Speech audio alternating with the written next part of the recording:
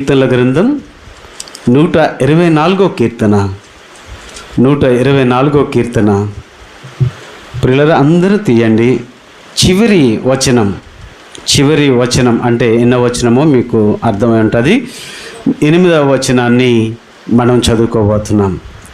124 కీర్తన 8వ వచనం మీద ఈరోజు దేవుని వాక్యాన్ని మనము నేర్చుకుందాం. అందరము కలిసి చదవడానికి టీవీలో చూస్తున్న కిందున్నవారు, నా ముందు నేరుగా ఉంటున్నవారు, మనమందరము కలిసి ఈ వచనాన్ని చదువుకొని దేవుని వాక్యానికి సమయాన్ని ఇద్దాం. ఓకే, అందరు తీసారా? చదవండి.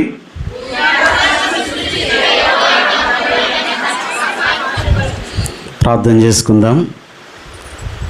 ప్రేమ కలిగిన మా తండ్రి, మా ప్రియమైన యేసయ్య, మీ కొందనాలు. ఆరాధనలో 134 కీర్తన నుండి ఎలా ఆరాధించాలో మా ముందు ఉంచారు. ఈ దినము మీ వాక్యము 124 కీర్తన 8వ వచనంలో నుండి మాతో మీరు మాట్లాడండి. మీ సన్నిధి మాకు తోడుగా ఉంచండి. వచ్చిన వీళ్ళందరినీ మీరు జ్ఞాపకం చేసుకునండి. రావాల్సినటువంటి వారిని కూడా మీ చేతికి అప్పగిస్తున్నాం. మీ సన్నిధి మాకు తోడుగా ఉంచండి. మీ దాసునుగా నన్ను అభిషేకించి బలపరచమని, ఏ సంగతులు మీరు మాట్లాడిన ఉన్నారో మాతో మీరు మాట్లాడి మహిమ పొందుకోమని యేసు క్రీస్తు నామమున అడిగి వేడుకొంచున్నాను తండ్రి, ఆమేన్. సరే, దేవుని వాక్యాన్ని చదువుకున్నాం. అందులో నుండి కొన్ని వచనాలు మనం ఆలోచన చేద్దాం. 124 కీర్తన 8వ వచనంలో చక్కటి మాట రాయబడి ఉన్నది. మనకు సహాయము కలుగుచున్నది అని అంటే ఎవరి ద్వారా సహాయం కలుగుతుందో రాస్తూ వచ్చారు. మనము సహాయం పొందుతున్నాము అంటే ఎవరి వల్ల సహాయం పొందుతున్నామో ఇక్కడ రాస్తూ వచ్చాడు. ఈరోజు సహాయం లేకుండా మనుషుల సహాయం కంటే దేవుని సహాయము చాలా గొప్పది అనే మాట ఇక్కడ మనం చూస్తాం. మనుషులు అన్నీ సహాయం చేయలేరు, అన్ని విషయాల్లో సహాయము పడలేరు. కానీ దేవుడు అన్ని విషయాల్లో సహాయము చేయగలడు. ఆయన సమస్తము ఆయన చేయగలడు. ఆయన చేయలేనంటూ సహాయం ఏది లేదు. మనుషులకి కొన్నే సాధ్యమవుతాయి, కానీ దేవునికి అన్నీ సాధ్యమవుతాయి. ఆయన ఏమైనా సహాయం చేయగలడు. అడిగే ప్రతి వారికి ఆయన సహాయం చేయగలిగే దేవుడు మన ప్రభు. ఆయనే ఎలాంటి వారు అన్న ప్రశ్న వస్తే, భూమి ఆకాశములు సృజించిన దేవుడు ఆయన ఏమైనా సహాయము చేయగలడు. ఆయన మనలాంటి నరుడు కాదు, మనలాంటి మనిషి కానే కాదు. ఆయన మనిషి అయినప్పటికీ కూడా ఆయన సంపూర్ణ మానవుడు, సంపూర్ణ దైవత్వము కలిగినట్టు వాడు. అటువంటి దేవుడు మాట్లాడుతున్న మాట, భూమి ఆకాశములు సృజించిన దేవుడు ఆయన ఎలా సహాయం చేయగలడు. ఆయన సహాయం పొందుకుంటే ఎంత గొప్పగా ఉంటుందో మనము దేవుని వాక్యముల నుండి కొన్ని సంగతులు మీకు చెప్పాలని. నువ్వే స్థితిలో ఉన్నాను ఆయన సహాయం చేస్తాడు. నువ్వు ఎలాంటి ఇబ్బందుల్లో ఉన్నా సరే ఆయన సహాయం చేస్తాడు. నీకు సహాయం చేయటికే ఆయన నీకు దగ్గరగా ఉన్నాడు అన్న మాట ఈరోజు మనం మర్చిపోకూడదు. కాబట్టి భూమి ఆకాశంలో సృజించిన దేవుడు మనకు సహాయము చేయగలడనే మాట ప్రకారంగా ఆలోచన చేద్దాం. దేవుడు సహాయము చేయాలంటే, లేక దేవుడు సహాయం చేస్తే మనకి ఎలా ఉంటుంది, ఏం జరుగుతుంది అన్న ప్రశ్నగానే ఆలోచన చేద్దాం. దేవుని సహాయం నీకుంటే ఏం జరుగుతుంది, దీని మీద ఆలోచన చేద్దాం. దేవుని సహాయం నీకుంటే ఏమీ జరుగుతుంది. ఒక 5 సంగతులు మేము ముందు ఉంచుతా, దాని వివరణ తర్వాత ఇస్తాను. మొదటి మాట ఈ విధంగా ఉంది. దేవుని సహాయం నీకుంటే నీ జీవితంలో కలిగేది ఏ పరిస్థితుల్లో అయినా సరే, ఏ స్థితిలో అయినా సరే దేవుడు జయము కలుగజేస్తాడు. దేవుడు ఏమిస్తాడు? దేవుడు సహాయం ఉంటే నీకేం కలుగుతుంది? జయం కలుగుతుంది. అది మొదటి మాట. దేవుడు నీకు సహాయంగా ఉంటే, దేవుడు సహాయపడితే నీ ఆపదలు తొలగిపోతాయి. ఏం తొలగిపోతాయి? ఆపదలు తొలగుతాయి. దేవుడు సహాయం నీకు చేస్తే నీ కీర్తి వ్యాపిస్తుంది, నీ పేరు మారుమ్రోగుతుందనే మాట ఇక్కడ మనం చూడగలం. తర్వాత 4వది, దేవుడు మనకు సహాయంగా ఉంటే సమృద్ధైన ఆహారం వస్తుంది, లేక దొరుకుతుంది, కలుగుతుంది. మన ఇష్టం ఏ విధంగా ఆలోచన చేసినా సరే. తర్వాత చివరి మాట, దేవుడు మనకు సహాయం చేస్తే వాక్యము అర్థమవుతుంది. దేవుడు మనకు సహాయం చేస్తే వాక్యము అర్థమవుతుంది, లేకపోతే అర్థము కాదు. సరే, ఇవి వాక్యముల నుండి కొన్ని విషయాలు మనము నేర్చుకుందాం. భూమి ఆకాశంలో కలుగు చేసిన దేవుడు ఈరోజు ఏం చేయగలుగుతాడు? ఆయన సహాయము చేయగలడు. అయితే అక్కడ రాయబడిన మాట, భూమి ఆకాశంలో సృజించిన యెహోవా నామం వలనే మనకు సహాయము కలుగుచున్నది. ఈరోజు మనము మేలు పొందామనంటే అది ఉద్యోగంలో కావచ్చు, నీ ప్రయాణంలోనే కావచ్చు, కుటుంబంలోనే కావచ్చు, ఎక్కడైనా సరే నీకు సహాయం కలిగింది అంటే, సహాయం దొరికింది అంటే, సహాయం కలుగుతుంది అంటే అది దేవుని వల్ల మాత్రమే. ఆ దేవుడు ఎలాంటి వాడయ్యానంటే సమస్తమును నిర్మించిన సృష్టికర్త అయిన దేవుడు. ఆ సృష్టికర్త అయిన దేవుడు వల్లే మనకి సహాయం ఏమవుతుంది? ఈరోజు హెల్ప్ మనకు దొరుకుతుంది అంటే, ఏ సహాయమైనా మనకు దొరుకుతుందంటే, మనం పొందుకుంటున్నామంటే అది దేవుని వల్లే. అది దేవుని వల్లే. ఆ దేవుడు ఎలాంటి వాడంటే భూమి ఆకాశములు సృజించిన దేవుడు. ఒక వ్యక్తిని మీకు చూపించి వాక్యంలోనికి మేము వెళ్తాను చూడండి. దేవుడు ఎలాగా అతనితో మాట్లాడుతున్నాడో, అతడు ఏ విధంగా దేవునితో మాట్లాడుతున్నాడో, ఈ రెండు సంభాషణలు మీకు అర్థమైతే ఖచ్చితంగా దేవుడు ఎలాగ సహాయం చేయగలడు అనేది మీకు అర్థమవుతుంది. మనం ఎలాగ సహాయం పొందుకుంటామో అర్థమవుతుంది. ఇది అర్థం కాకపోతే వాక్యం మీకు ఏది అర్థము కాదు. రండి చూద్దాం. న్యాయాధిపతులు 6వ అధ్యాయం, న్యాయాధిపతులు 6వ అధ్యాయం 15వ వచనము ఈ విధంగా ఉంది. చదువు. అందుకు చిత్తమున ఏలినవాడా, దేని సహాయము చేత నేను ఇశ్రాయేలును రక్షింపగలను? నా కుటుంబము మనష్షే గోత్రములో ఎన్నిక లేనిది, నా పితరుల కుటుంబంలో నేను చిన్నవాడును అని ఉన్నానని, అలా ఉందని ఎవరితో చెప్తున్నాడు? దేవునితో మాట్లాడుతూ. దేవుడు అన్నాడు, గిద్యోను, నువ్వు ఇశ్రాయేలు ప్రజలను రక్షించాలి. ఎవరిని రక్షించాలి? నువ్వు ఇశ్రాయేలు ప్రజలను, నా ప్రజలను నువ్వేం చేయాలి? రక్షించాలి. వారిని విడిపించాలి. వారున్న స్థితి నుండి, వారు ఉన్న పరిస్థితి నుండి నువ్వు కాపాడాలయ్యా అని అంటే, అప్పుడు గిద్యోను అంటున్న మాట, దేని సహాయమును బట్టి నేను రక్షించగలను, లేకపోతే ఏ పరిస్థితిని బట్టి నేను ఎలాగ సహాయం లేకుండా, ఏ సహాయమును బట్టి వారు ఉన్న పరిస్థితిని నేను విడిపించగలను అనే మాట గిద్యోను ఇక్కడ మాట్లాడుతాను. దేవుడు అన్నాడు, నువ్వు నా ప్రజల్ని ఏం చేయాలి? రక్షించాలి. అప్పుడు గిద్యోను ఏమన్నాడు? దేని సహాయం వల్ల నేను రక్షించగలను. ఈరోజు మన కుటుంబమైనా, ఉద్యోగంలోనైనా, వ్యక్తిగత జీవితంలో, అవును, దేని చేత నేను పోషించుకోగలను నా కుటుంబాన్ని? దేని చేత నా భక్తిని నేను అభివృద్ధి చేసుకోగలను? ఎలాగ నేను దేవునిలో బలపడగలను? దేని చేత అనే ప్రశ్న మనకు లేకపోతే మనం ఎలాగా అనేది అర్థము కాదు. ఇక్కడ గిద్యోను చాలా చక్కగా మాట్లాడుతుంది. అయితే అది అర్థం కావడానికి 14వ వచనం చదవండి. 6వ అధ్యాయం 14వ వచనం. దేవుడు మాట్లాడుతున్న మాటలు, బలము తెచ్చుకొని వెళ్ళి మిద్యానీయుల చేతుల నుండి ఇశ్రాయేలును రక్షింపుము, నిన్ను పంపినవాడును నేనే అని చెప్పు. దేవుడు మాట్లాడుతున్న మాట, ఇశ్రాయేలును రక్షించాలి అని అంటే దేని సహాయం చేత నేను రక్షించగలను అన్నాడు. ఇంతకీ వాళ్ళు ఏ స్థితిలో ఉన్నారు అన్న ప్రశ్న వస్తే, ఆలోచన చేస్తే, మిద్యానీయుల చేతుల వారు ఉన్నారు, బానిసలైపోయారు. మిద్యానీయులు ఎక్కువ సైన్యం, వారి దగ్గరికి వెళ్ళి విడిపించాలి అంటే బలం కావాలి, సైన్యం కావాలి. అందుకు గిద్యోను అన్నాడు, నేను ఎలా చేయగలను అంటే, దేవుడు నిన్ను పంపువాడను నేనే అని అక్కడితో ఆపేయలేదు. దేవుడు ఇంకేం చెప్పాడో చూడండి. 6వ అధ్యాయం 16వ వచనం చదవండి. 6వ అధ్యాయం 16వ వచనం. నేను నీకు తోడై ఉండి గనుక, నేను నీకు తోడై ఉన్నాను గనుక నువ్వు వెళ్ళు.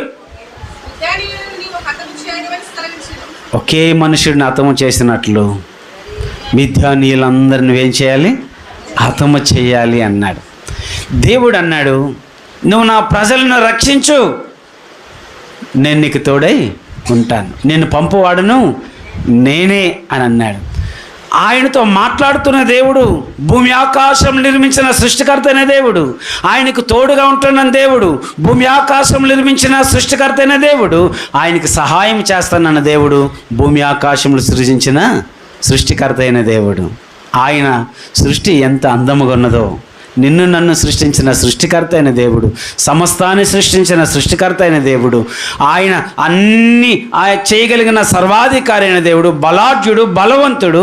అటువంటి దేవుడు అంటున్న మాట, గిద్యోను నువ్వు లే, నిలబడు, నేను నీకు తోడై ఉంటాను, నేను నీ పక్షంగా ఉంటాను, నేను నీకు సహాయం చేస్తాను, నిన్ను పంపించింది నేనే, నువ్వు వెళ్ళు. ఒక్క మనిషిని హతము చేసినట్లు మిద్యానులందరూ నువ్వేం చేయాలి? హతము చేయి. నువ్వేమి భయపడద్దు, జడవద్దు, దిగులు పడద్దు, నేను నీకు తోడై ఉంటాను, నువ్వు వెళ్ళు అనే భరోసా. ఎవరితో మాట్లాడుతున్నారు? గిద్యోనుతో మాట్లాడుతున్నారు. కానీ గిద్యోనులో ఇంకా అనుమానం అనేది ఉంది. దేని సహాయం చేత నేను రక్షించగలను? గోత్రములన్నింటిలో నా గోత్రమే చాలా చిన్నది, నా పితరుల కుటుంబంలో నేనే చాలా చిన్నవాడు, నేను కనిష్ఠుడు అంటే చిన్నవాడిని అంటున్నాడు. కానీ దేవుడు తన పక్కన ఉన్నాడు, తనతో ఉంటున్నాడు, బలాఢ్యుడు ఉంటున్నాడు, భూమి ఆకాశం సృష్టించే దేవుడు నాతో ఉన్నాడన్న సంగతి మరిచి నేను నేను నేను నేను అంటున్నాడు. చాలాసార్లు మన జీవితంలో దేవుడు వాక్యం ద్వారా మాట్లాడుతుంటాడు, దేవుడు తన సన్నిధి ద్వారా మాట్లాడుతూ ఉంటాడు, ప్రార్థించినప్పుడు మాట్లాడుతూ ఉంటాడు, పత్రిక ద్వారా మాట్లాడుతుంటాడు. చాలా రీతిలుగా నీతో మాట్లాడుతూ ఉంటే నేనేం చేయగలని మనమే చూసుకుంటున్నాం తప్ప, మాట్లాడుతుంది బలవంతుడు, మాట్లాడుతుంది సమస్తమునకు అధికారం కలిగిన వాడు, అటువంటి గొప్ప దేవుడు నా పక్షం గురించి మాట్లాడుతున్నాడు సంగతి మరిచి నేను నేను నేను అనుకుంటున్నా. ఇక్కడ గిద్యోను కూడా ఏమంటున్నాడు? గోత్రములన్నిటిలో నా గోత్రం చాలా చిన్నది, ఎన్నిక లేనిది, నా కుటుంబంలో అన్నింటిలో చిన్నవాడు నేనే. అంటే నేను చాలా చిన్నవాడును, వాళ్ళ దగ్గరికి వెళ్ళి విడిపించలేను అంటే నేను అనుకుంటున్నాడు. కానీ మాట్లాడుతుంది ఎవరో గ్రహించలేకపోతున్నాడు, ఎల్లమంటుంది ఎవరో చెప్తున్నది వ్యక్తి ఎవరో గ్రహించలేకపోతున్నాడు. అది గ్రహించి ఉంటే ఎస్ ప్రభువా నేను వెళ్తా అనేవాడేమో కదా. చాలాసార్లు మన జీవితంలో కూడా అంతే. నువ్వు మోకరించి ప్రార్థన చేయి, లేక దేవుని దగ్గరికి రా, లేక దేవుని దగ్గర వెళ్ళు, లేకపోతే ఈ పని నువ్వు చేయి, నువ్వు ఇలా చేయి, నువ్వు ఇది ఇవ్వు అది అని దేవుడు చెప్తా ఉంటే ఎలాగ ప్రభు అని మన సమస్యలు, మన పరిస్థితులు ఇవే మనం చూస్తూ ఉంటాం. కానీ మనతో మాట్లాడుతున్న దేవుడు ఎంత గొప్పవాడో, మనతో మాట్లాడుతున్న దేవుడు ఎలా సహాయం చేయగలడు, ఆయన వల్ల అవుతుందా లేదా, ఇది మనం గ్రహించలేక ఎంతసేపు మనము చూస్తాం, మన పరిస్థితుల్ని చూసుకుంటాం. నీ పరిస్థితి ఏదైనా కానీ దేవుడు చేయగలడు.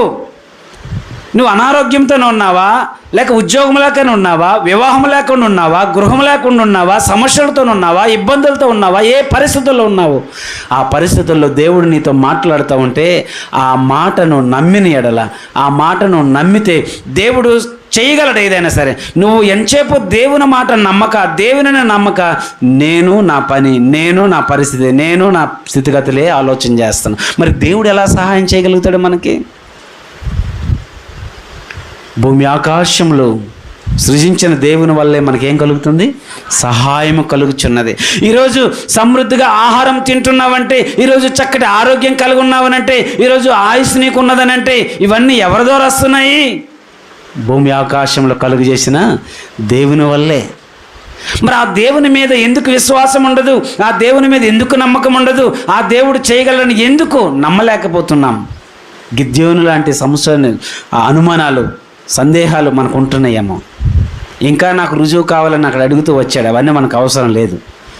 దేని సహాయము చేత నేను రక్షించగలను? వెళ్ళు, నేనున్నా, నీకు నేను తోడై ఉన్నా. దేవుడు తోడై ఉంటే, దేవుడు సహాయం చేస్తే మనకేమైనా తక్కువ అవుతుంది అంటారా? మనకు అర్థం కావడానికి ఒక చిన్న చూపిస్తా. మనకు అర్థం కావడానికి ఒక వచనం. కీర్తన 60వ కీర్తన 11వ వచనం. కీర్తన 60వ కీర్తన 11వ వచనాన్ని మనం చూద్దాం. మన శత్రువులను జయించడానికి మనుషుల సహాయం వ్యర్థము, శత్రువులను జయించుటకు మాకు సహాయం దయచేయమని ప్రార్థన చెయ్యాలి. నేను చిన్నవాడును అని అంటే దేవుడు ఏమన్నాడు? ఆయననేమి, అవునా, ఆయననేమి అంటే ఏంటో తెలుసా? నువ్వు చిన్నోడు అయితే ఏముంది? నేనున్నానుగా.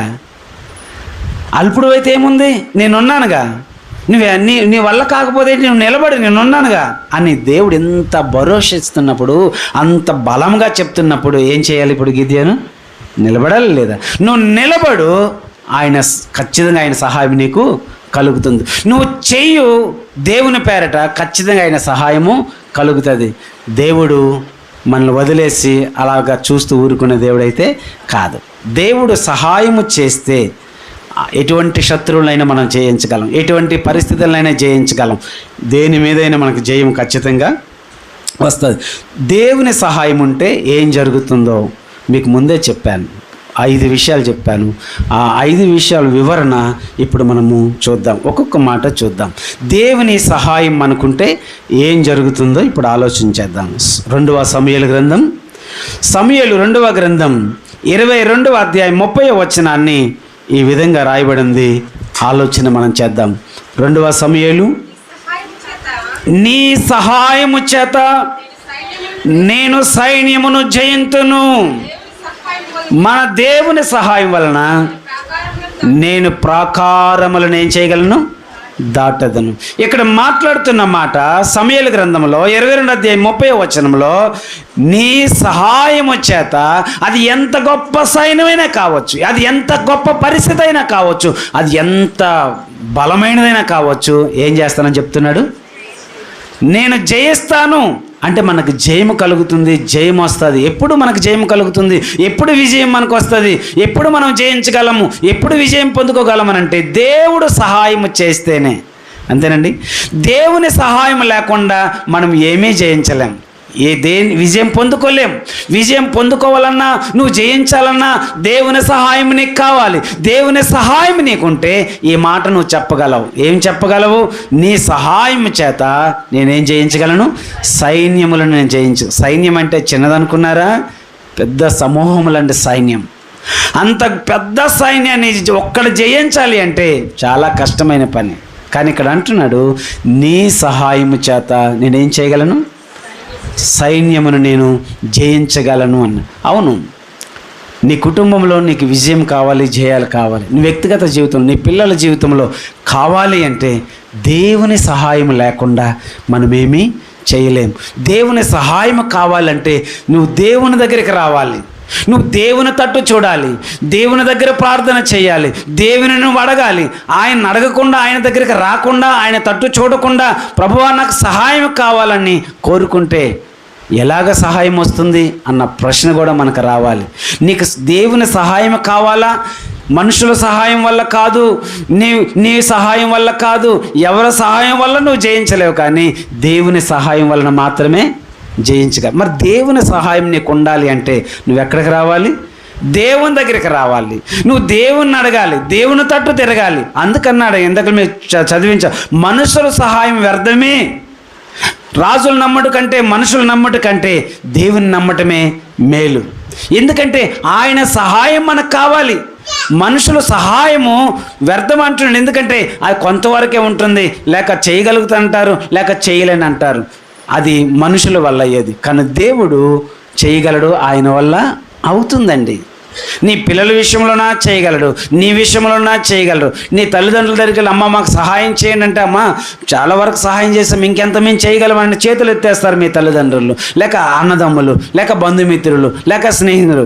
కొంతవరకే సహాయపడగలుగుతారు, కానీ పూర్తిగా నీకు సహాయము చేయలేరు. కానీ దేవుడు మాత్రము చేయగలరు. నీకు సహాయం కావాలా చేస్తాడు, నీ భర్తకు కావాలా సహాయం చేయాలి, నీ పిల్లలకు కావాలా సహాయం చేయాలి, కుటుంబానికి కావాలా. దేవుడు అందరికీ చేయగలడు. ఆయన నా దగ్గర లేదమ్మా ఒక్కరికే చేయగలను అనే దేవుడు కాదు. ఆయన అందరికీ సహాయము చేసే దేవుడు.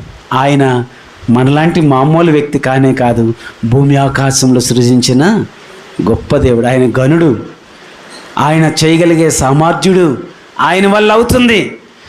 దేవుని వాక్యం వింటున్న మనము, నీకు సహాయం కావాలి, నీవు ఒక్కడి వల్లే కుటుంబాన్ని నడిపించలేకపోతున్నావు, నువ్వు ఒక్కడి జీతం వల్లే కుటుంబం నడిపించుకొని సంతోషంగా ఉండలేకపోతున్నావు. దేవుడు నీకు సహాయం చేస్తే నీకు వచ్చిందే సమృద్ధిగా దేవుడు చేయగలడు. దేవుని సహాయం లేకుండా నేను పోరాడుతానంటే ఎంతవరకు పోరాడగలవు? నీ ఓపుకున్నంత వరకు పోరాడగలవు, నీ బలం ఉన్నంత వరకు పోరాడగలవు, అంతకు మించి నువ్వేమి చేయలేవు. దేవుడు నీకు సహాయం చేస్తే నీకు శక్తి ఉన్నా శక్తి లేకపోయినా ఖచ్చితంగా జరుగుతుంది. అందుకంటున్నాడు ఇక్కడ, నీ సహాయం చేత నేనేం జయించగలను?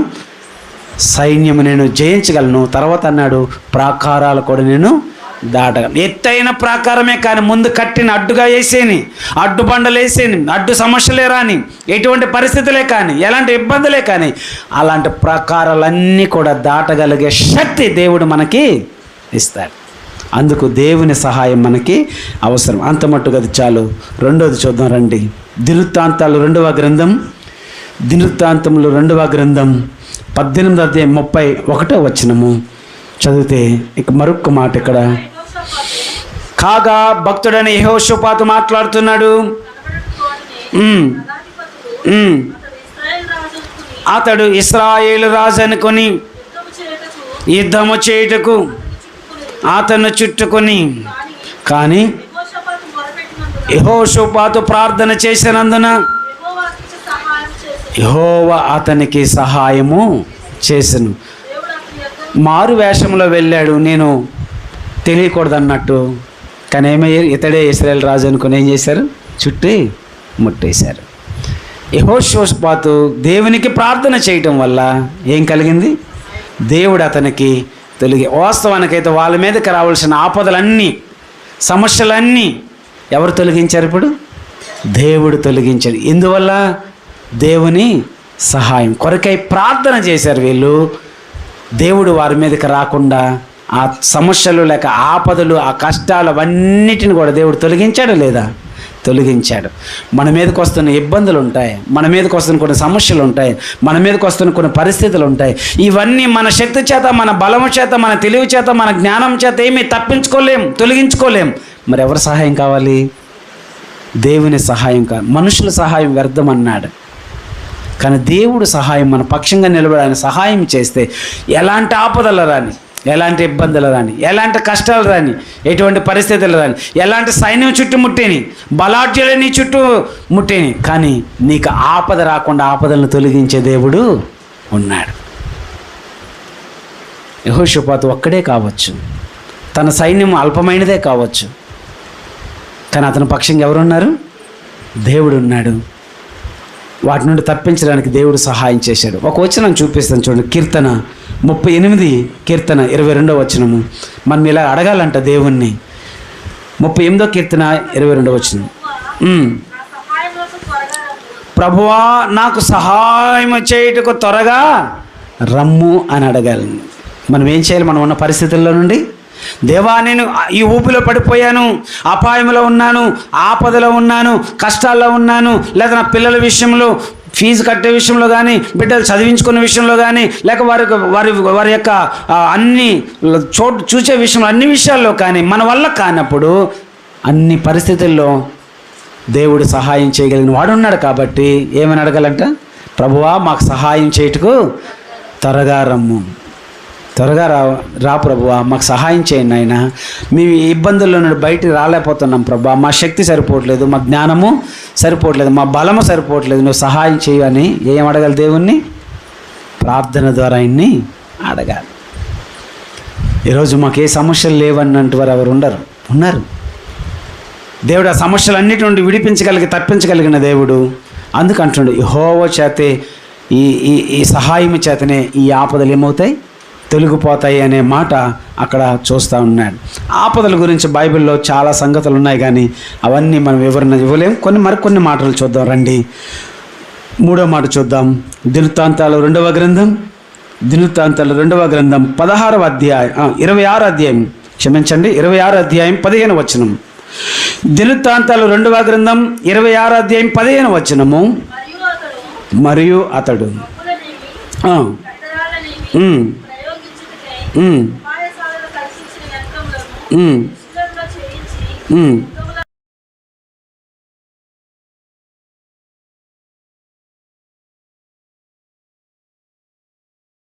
వరకు ఆశ్చర్యకరమైన సహాయము అతనికి కలిగేను అనే మాట అక్కడ చూస్తున్నాం కదా.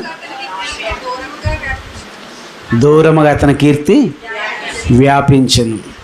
ఇక్కడ మనం చదువుతూ వస్తున్నాం కదా, ఆ 15వ వచనంలో చాలా సంగతులు రాస్తూ వచ్చాడు. అతని కీర్తి దూరముగా వ్యాపించెను. ఎప్పుడు వ్యాపించింది అన్న ఆలోచన వస్తే, ఆశ్చర్యకరమైన సహాయము అతనికి కలిగినందున అతడు అభివృద్ధి అయ్యాడు. ఏ సహాయం లేకుండా మనము అభివృద్ధిలోనికి రావడం అనేది చాలా కష్టం. ఆపద నుండి తప్పించుకోవడం అనేది కష్టం. ఏదైనా సంపాదించుకోవాలంటే కష్టం. కాబట్టి సహాయం కావాలి. ఏ సహాయం కావాలి? మనుషుల సహాయం కాదు, దేవుని సహాయం మనకి అవసరం. ఇక్కడ ఒక రాజు గురించి మనం చూస్తున్నాము, ఉజ్జయ. ఆయన గురించి ఇక్కడ ఆలోచన చేస్తున్నాం కదా. దేవుని సహాయం అతనికి ఉన్నందువల్ల అతనికి ఆశ్చర్యకరమైన సహాయము కలిగింది. అతని కీర్తి దూరముగా వ్యాపించింది అన్న. బైబిల్లో మోషే గురించి చక్కటి మాట రాస్తాడు దేవుడు. ఐగుప్తు దేశంలో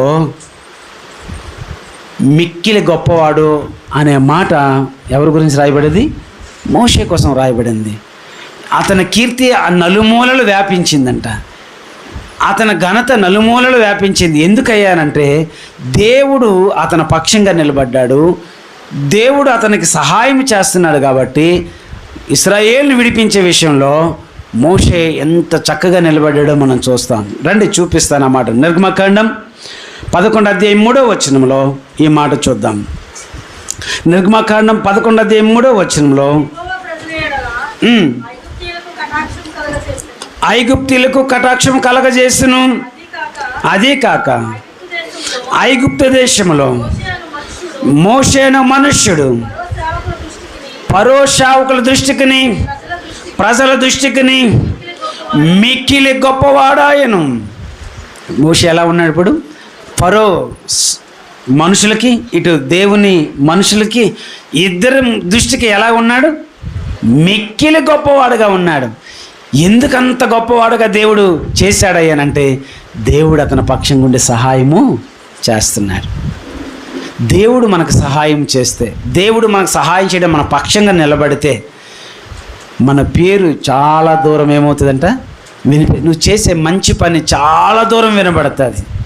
నీ కీర్తి ఎంత దూరం వెళ్ళాలి అంత దూరం వినిపిస్తాడు. దేవుడు ఉజ్జయరాజుకి ఆశ్చర్యకరమైన సహాయం చేస్తున్నాడు. కాబట్టి ఆ ఉజ్జయికి ఏమవుతూ వచ్చిందంట? అతని కీర్తి దూరముగా వ్యాపించింది అన్నాడు. అవును, ఇక్కడ మోషే పక్షంగా దేవుడు ఉన్నాడు కాబట్టి అతడు ఆ దేశంలో ఎలా ఉన్నాడు? మిక్కిలి గొప్పవాడుగా ఉన్నాడు. రండి, యోబు గురించి చూద్దాం. అతడు ఎంత గొప్పవాడు యోబు గురించి. యోబు గ్రంథం 1:3 ఈ మాట మనం ఆలోచన చేద్దాం. దేవుని సహాయం వలన ఎంత గొప్పవారు అవుతారో ఇక్కడ మనం చూస్తున్నాం.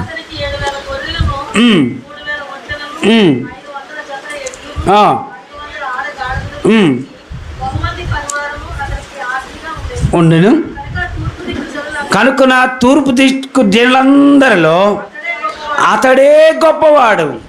యోబు గూర్చి ఇక్కడ మనం చూస్తున్నాం. ఉజ్జయరాజు కీర్తి దూరంగా వ్యాపించింది అని అక్కడ చదవచ్చు. మోషే ఆ దేశంలో గొప్పవాడని చూసాం. కానీ యోబు గురించి ఇక్కడ పరలోకములో కూడా వినబడిందంట. యోబు గురించి భూమి మీద మిక్కిలి గొప్పవాడు, అలాగే పరలోకములో కూడా గొప్పవాడుగానే పేరు పొందాడు. యోబు అనే భక్తుడు భూమి మీద ఉన్నాడు. ఎప్పుడైనా మీరు చూసారా అని అంటే అంతే. అతని కీర్తి ఎక్కడి వరకు వెళ్ళిందంట? పరలోకం వరకు వినబడింది. అంటే ఎంత గొప్పవాడుగా యోబు బ్రతుకుతూ వచ్చాడో, దేవుడు ఎంత గొప్పగా సహాయం చేస్తున్నాడో, ప్రతి పరిస్థితి నుండి విడిపించాడు, ప్రతి ఇబ్బంది నుండి విడిపించాడు దేవుడు. యోబుని అలా వదిలేయలేదు. కష్టాలు వచ్చాయి మనకులాగే, మనకంటే అధికంగా వచ్చాయి. కానీ దేవుణ్ణి వదలలేదు యోబు. దేవుణ్ణి పట్టుకొని జీవించాడు. చివరికి ఎంత గొప్పవాడుగా అతని పేరు వచ్చిందో మనం యోబు గ్రంథంలో చూస్తున్నాం. భూమి మీద భౌతికంగా చాలా ఐశ్వర్యవంతుడే, అతడు వంటి వాడు లేడని ఆ జనులందరి దృష్టికి, ఆ దేశంలో వారందరి దృష్టికి గొప్పవాడని వినబడింది. అలాగే పరలోకంలో కూడా యోబు గురించి వినబడిందంట. మన గురించి మనకు వినబడితే చాలా. ఏ పేరు మంచిదంటారు? అది మనం ఆలోచించేద్దాం. గొప్ప పేరు అనేది మంచిది. ఏదైనా పేరేలే అనుకుంటే కాదు, మంచి పేరే మేలు. అందుకంటే సుగంధ త్రయముల కంటే, వెండి బంగారముల కంటే ఏ పేరండి? బంగారం మంచిదా? మంచి పేరు మంచిదా? మంచి పేరే మంచిది. అందుకన్నాడు వెండి బంగారముల కంటే కోరదగినది అన్నాడు. మంచి పేరు కలిగి ఉండడము మంచిది. యోబు గురించి మనం చూస్తున్నాము, మోషే గురించి మనం చూస్తున్నాం. ఎందుకు ఇంత గొప్ప పేరు ఆ దేశంలో వినబడింది వీరికనంటే, వీరు దేవుని కొరకు అలా బ్రతికారు, దేవుడు వాళ్ళ పక్షంగా నిలబడ్డాడు. వాళ్ళ పేరు భూమి అంతటా ఏమైంది? వ్యాపించింది. పలానా వ్యక్తి అండి సంఘములో, పలానా వ్యక్తి అండి కుటుంబంలో, పలానా వ్యక్తి అండి ఊరిలో చాలా చక్కగా బ్రతికాడు, చాలా విశ్వాసంతో బ్రతికాడు, వాక్యం ఎడల వాంఛ కలిగి బ్రతికాడు, దేవుని కొరకు చాలా ఇష్టంగా బ్రతికాడు. ఎన్ని శ్రమలు వచ్చాయి, ఎన్ని ఇబ్బందులు వచ్చాయి, అయినా దేవుని విడిచిపెట్టలేదు. దేవుని కొరకు నమ్మకంగా బ్రతికాడు, దేవునికి నమ్మకంగా ఇచ్చాడు, దేవుని కొరకు నిలబడ్డాడు. అతను వంటి వ్యక్తి ఇంకా మేము ఆ కుటుంబంలో ఎవరిని చూడలేమండి. ఏది మేలు అంటారు? ఏ పేరు మేలు అంటారు? మంచి పేరు అనేది మనకి మేలు. ఆ పేరు కొరకు పాకులాట పడండి, ఆ పేరు కొరకు ప్రయాసపడండి.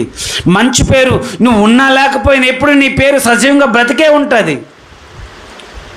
అటువంటి పేరు కొరకు మనం ప్రయాసపడితే దేవుడు నీకు సహాయము, ఆశ్చర్యకరమైన సహాయము కలుగునట్లు మనకు కూడా అటువంటి సహాయం దేవుడు చేస్తాడు. అలా చేసినప్పుడు మన కీర్తి చాలా దూరం ఏమవుతుందంట? వినిపిస్తుంది. చాలా దూరం వినిపిస్తుంది. అమ్మో పలానా వ్యక్తి అండి ఆ సంఘంలో ఉన్నారట, అయ్యో బాబు పలానా వ్యక్తి అండి ఆ సంఘంలో ఇలాగంట అని ఎంత మంచి పేరండి. ఆ పేరు కొరకు నువ్వు ప్రయాసపడు. ఆ పేరు కొరకు నీకు ఉన్నా లేకపోయినా, నిన్ను తిట్టినా తిట్టకపోయినా, పొగిడినా పొగడకపోయినా, దానికోసం నువ్వు ప్రయాసపడతావా, స్థిరస్థాయిగా నీ పేరు మిగిలిపోద్ది. దేవుడు కూడా మెచ్చుకుంటాడు, పరలోకములో కూడా నీ పేరు వినబడుతుంది. ఆ పేరు కొరకు ప్రయాసపడకుండా దేని కొరకు మనం ప్రయాసపడుతున్నాం అనేది మనకు అర్థము కావాలి. దేవుని సహాయం మనకుంటే మన పేరు మనకెవరో చెప్పవసరం లేదు, మన పేరు ఆటోమేటిక్ దేవుడు ఏం చేస్తాడంట? అంత దూరం తీసుకెళ్తాడు. మన కోసం ఎవరు చెప్పవసరం లేదు. ఆటోమేటిక్ మనం చేస్తున్న మంచి కార్యాలు. అవును, నేను బాగా సెంటు కట్టుకొని వచ్చాను, ఉదాహరణకు చెప్తున్నాను, నాకు రాకపోవచ్చును, ఆ స్మెల్ మీకు ఖచ్చితంగా వస్తుంది వాసన. అది మంచి అయినా చెడ్డదైనా సరే మనకు రాకపోవచ్చును ఆ స్మెల్, కానీ చుట్టువారికి వస్తుంది ఆ స్మెల్. అది కంపుదైనా మంచిదైనా సరే మనం మంచిగా బ్రతికితే, మంచిగా జీవిస్తే ఆ సువాసన, పరిమళ సువాసన చుట్టుపక్కల వారికి కూడా ఏమవుతుందంట? వెదజల్లుతుంది. దాని కొరకు మనం బ్రతకాలి, దాని కొరకు మనం జీవించాలి. అప్పుడు దేవుడు నిన్ను గొప్పవాడిగా చేస్తాడు, నీ పేరు గొప్పగా వినబడేలా చేస్తాడు. దేవుడు మెచ్చుకుంటాడు, సంతోషిస్తాడు. అలాగ మనం జీవించినప్పుడు దేవుడు సంతోషిస్తాడన్నమాట. రండి ఇంకా మనం చూద్దాం, దేవుడు సహాయం చేస్తే ఇంకేం కలుగుతుందో చూద్దాం. రాజులు 2వ గ్రంథం 6వ అధ్యాయం 26వ వచనం 27వ వచనం. రాజులు 2వ గ్రంథం 6వ అధ్యాయం 26, 27 వచనం. అటు ఇశ్రాయేలు రాజు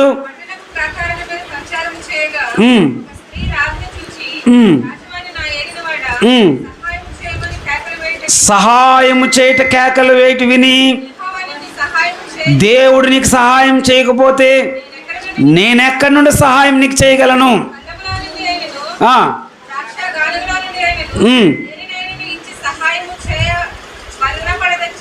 దేనినైనా సహాయం చేయటం వల్ల పడదని చెప్పి, ఇక్కడ ఇశ్రాయేలు రాజు అంటున్న మాట దేని గురించి అంటున్న మాట అని అంటే, అక్కడ మనము కొంచెం ఆలోచన చేద్దాం. ఆ దేశంలో కరువు వచ్చింది. స్త్రీలిద్దరు అనుకున్నారంట, ఈరోజు మా పిల్లోడిని తినేద్దాం, రేపు మీ పిల్లోడిని తినేద్దాం. భయంకరమైన కరువు. బతకాలంటే, భూమి మీద బతకాలంటే ఏం తినాలి? తినాలి కదా, ఆహారం తినాలి. తిండి లేకపోతే బ్రతకగలమా? బ్రతకలేం.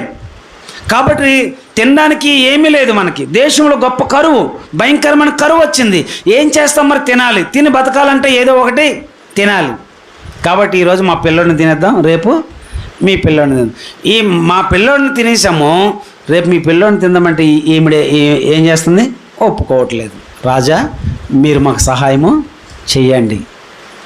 అప్పుడు ఆయన అన్నాడు, ఇశ్రాయేలు రాజు అన్న మాట, చొక్కన మాట, దేవుడు సహాయం చేస్తే కానీ మీకు నేనెక్కనుడు సహాయము చేయగలను. చూసా, ఒక రాజే తన చేతులెత్తి ఇలా మాట్లాడుతున్నాడు. దేవుడు ఒకరికి సహాయం చేయాలి కానీ నేనైతే సహాయము చేయలేను.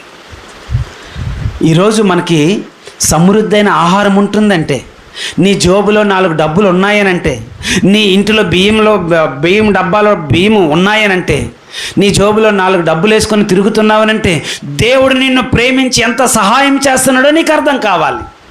ఒకప్పుడు నీ పరిస్థితిలో ఎలా ఉండేదంటే, డబ్బా దగ్గరికి వెళ్తే ఈరోజు వండుకుంటే రేపటి పరిస్థితి ఏంటి అన్న పరిస్థితులు లేవంటారా? అరే ఈరోజు 10 రూపాయలు ఖర్చు పెడితే రేపటికి ఏంటి అన్న ప్రశ్న లేదంటారా మీకు? ఈరోజు బియ్యం డబ్బాలో సమృద్ధిగా ఉన్నది, ఈరోజు నీ పాకెట్లలో డబ్బు సమృద్ధిగా ఉన్నది అని అంటే దేవుడు నిన్ను ప్రేమించి సహాయం ఎంత చేస్తున్నాడో ఆ దేవుని సహాయం నువ్వు మర్చిపోయి నా కష్టం, నా బలం, నా జ్ఞానం అని తిరుగుతున్నావు. దేవుడు నిన్ను ఎంత ప్రేమిస్తున్నాడో నీకు అర్థం కావాలి. దేవుడు నీకు ఎంత సహాయం చేస్తున్నాడో అర్థం కావాలి. ఆ దేశంలో కరువు వచ్చింది, తినడానికి తిండి లేదు. ఈ పరిస్థితి ఏమొచ్చిందంటే పిల్లల్ని తినుకునే పరిస్థితి వచ్చింది. కానీ దేవుడు నిన్ను అలాగ ఉంచలేదు. దేవుడు కరోనా వచ్చింది భయంకరంగా, ఆ వ్యాధి వచ్చింది భయంకరంగా, ఈ వ్యాధి వచ్చింది భయంకరంగా, అయినా దేవుడు నీకు సహాయం చేస్తూనే వచ్చాడు. గనులైన వారు మట్టిపాలు అయిపోయారు, చాలామందికి తిండి లేకపోయినా కరువుపాలు అయిపోయారు. కానీ దేవుడు నీకు సహాయం చేస్తూ ప్రేమిస్తూ బలపరుస్తూనే వచ్చాడు. మరి ఇది దేవుని ప్రేమ ఎలా మర్చిపోతున్నావు నువ్వు? ఈరోజు సమృద్ధి అయిన ఆహారం నీకు ఉంది అంటే, నీ చేతిలో లెక్క పెట్టలేనంత డబ్బు నీ దగ్గర ఉంది అంటే, సంపాదించుకోగలుగుతున్నావనంటే దేవుడు నేను ఎంత ప్రేమించి సహాయం చేస్తున్నాడో నీకు అర్థం కావాలి. రెండు ఒక మాట చూపిస్తాను. కీర్తనల గ్రంథం 145వ కీర్తన 145వ కీర్తన 15-16 వచనాల్లో ఈ మాట మనం చూద్దామా? సర్వజీవుల కన్నులు నీ వైపు చూచుచున్నవి, తగిన కాలమందు నీవు వారికి ఆహారం ఇచ్చుచున్నావు. నీవు నీ గుప్పెలు విప్పి ప్రతి జీవి కోరికను తృప్తిపరచుచున్నావు. అవును, కోరుకున్నది తినగలుగుతున్నావంటే, కోరినది తినే స్థాయి నీకున్నదనంటే, కోరుకున్నది నీ దగ్గరికి రప్పించుకుంటున్నావనంటే దేవుడు ఎంత సహాయం చేస్తున్నాడో నీకు అర్థం కాకపోతే, దేవుని మర్చి ఇంకా లోకంలోకి వెళ్ళిపోతున్నావేమో, దేవుని మర్చి వాక్యం చదవకుండా, ప్రార్థన లేకుండా, దేవుని సన్నిధి లేకుండా ఇంకా తిరుగుతున్నావేమో లోకంలో. దేవుణ్ణి అర్థం చేసుకోలేకపోతున్నావు ఇంకా నువ్వు. ఈరోజు మనిషి ఇది నా కోరిక అని అనుకుంటే ఆర్డర్ ఇస్తే వచ్చేస్తుంది, నువ్వు వెళ్ళవసరం లేదు, నీ ఇంటికి తెచ్చి వచ్చేస్తుంది. అంతగా దేవుడు నిన్ను ప్రేమించాడు అంటే దేవుని ప్రేమ ఇంకా నీకు అర్థం కావట్లేదు. దేవుని సహాయం ఇంకా నీకు అర్థం కావట్లేదు. నీకు అర్థమైతే ఆయన పాదాల దగ్గర చరణ వేడి మోకరించి కన్నీరు కార్చి, ప్రభువా నువ్వు ఎంత గొప్ప దేవుడు అయ్యా, ఒకప్పుడు కరువు పాలే, ఒకప్పుడు నేను చాలా ఏడ్చేవాడిని, చాలా భేదగా ఉండేది, కానీ ఇప్పుడు నన్ను ఎంత ప్రేమించవయ్యా, ఎంత హెచ్చించవయ్యా, ఎంత దీవించవయ్యా, ఎంత సహాయం చేసేవని ఆయన దగ్గర పడి ఆడవకుండా, ఆయన వాక్యం చదవకుండా, ఆయన మాటలు వినకుండా నువ్వు ఇంకా లోకంలోనే తిరుగుతున్నావనంటే ఏమనుకోవాలి నిన్ను? ఇంకా దేవుని సహాయం నీకు అర్థం కావట్లేదేమో. భూమి ఆకాశంలో సృజించిన దేవుని వల్లనే మనకేం కలుగుతుంది? ఇది మర్చిపోకండి ఎప్పుడు. ఈరోజు నీకు గొప్ప సహాయం వస్తుంది అంటే దేవుడు పంపిస్తున్నాడు నీ దగ్గరికి. ఈరోజు నువ్వు తింటున్నావంటే దేవుడు పంపిస్తున్నాడు. ఈరోజు ఆరోగ్యంతో ఉన్నావంటే దేవుడు పంపిస్తున్నాడు. దేవుని యొద్ద నుండి అంత గొప్ప సహాయం వస్తుంటే, మేలు పొందుకుంటుంటే దేవుడు లేదు ఏమీ లేదని నోరు కట్టేసుకుంటావా? బైబిల్ తెరవవా? బైబిల్ చూడవా? బైబిల్ వినవా? దేవుని మందిరం గుర్తురాదా నీకు? దేవుడు చేసిన కార్యాలు గుర్తురావా?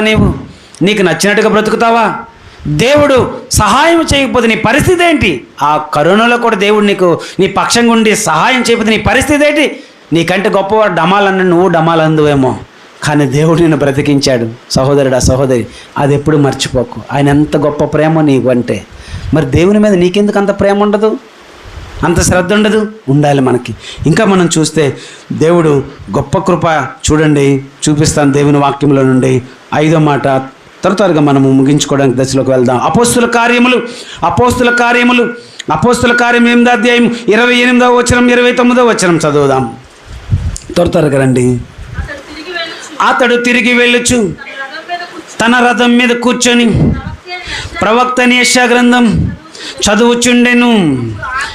అప్పుడు ఆత్మ పిలుపుతోను నీవు ఆ రథం దగ్గరికి పరిగెత్తుకొని పోయి కలుసుకొని చెప్పు.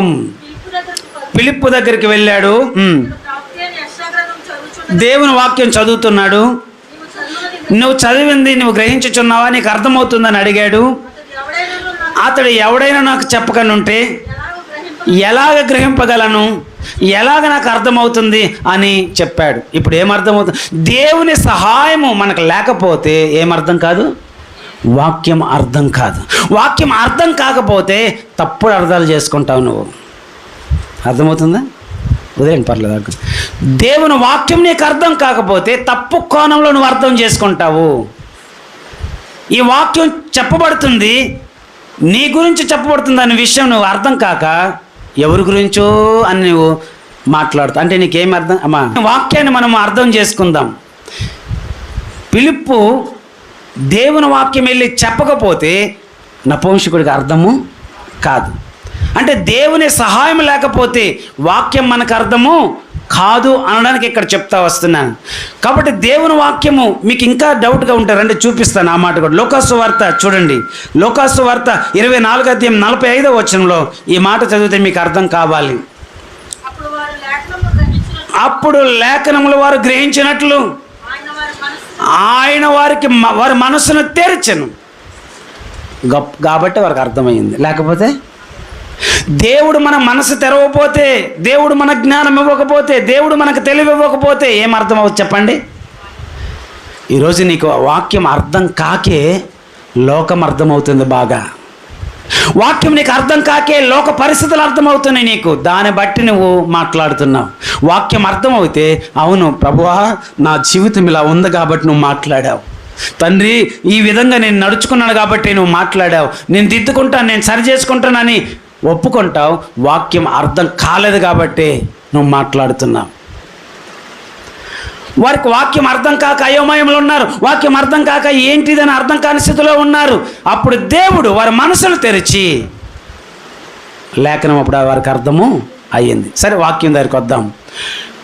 దేవాలయంలో ఆరాధించి నపుంసకుడు ఇంటికి వెళ్ళిపోతున్నాడు, అదే కదా? ఆరాధించి ఇంటికి వెళ్ళిపోతున్నాడు. వెళ్ళిపోతూ మంచి అలవాటు ఉంది అతని గారికి. ఏంటి అలవాటు అయ్యానంటే బైబిల్ తెరిచి వాక్యం చదివే అలవాటు ఉంది. వాక్య ప్రియులు, వాక్యం అంటే ఇష్టపడే వాళ్ళు పార్కులున్నా చదువుతారు, వారు ట్రైన్లో ఉన్నా చదువుతారు, వారు మేడ మీద ఉన్నా చదువుతారు, వారు ఎక్కడున్నా చదువుతారు. వాక్య ప్రియులు. అదే వాక్యం మీద ఇంట్రెస్ట్ లేకపోతే వారు గదిలో ఒంటరిగా ఉన్నా చదవరు, మందిరంలో ఉన్నా చదవరు, ఎక్కడ అవకాశం వచ్చినా వారు చదవరు. నువ్వు వాక్య ప్రియుడువా కాదా? భోజన ప్రియులు ఉన్నట్టు వాక్య ప్రియులు కూడా ఉంటారు చాలామంది.